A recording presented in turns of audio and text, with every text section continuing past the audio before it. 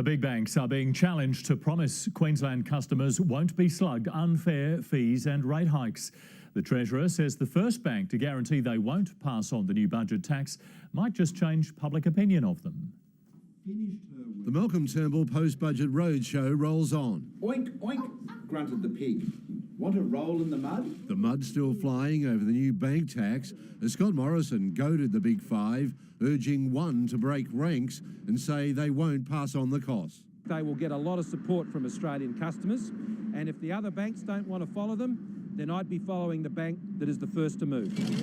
The Bill Shorten roadshow also rolled on, and while Labor backs the bank tax, he's targeting the government demand that they sign a non-disclosure agreement before they saw the legislation. Mr Turnbull says he's got a $6 billion tax on banks. He just won't tell us how he's going to implement it. That's very conventional practice. While the consumer watchdog doesn't have the teeth to stop the banks passing on any cost, it says just knowing they're being watched might be enough. It's pretty logical that they would take account of that and adjust their behaviour in some way. If they do seek to pass it on, they will have to justify it. And as Bill Shorten rails against a tax cut for the wealthy when the deficit levy ends, figures supplied to 9 News show bank bosses will get massive cuts based on published salaries and before any bonus. The CBA's Ian Narev on $8.7 million would get a tax cut of $171,000.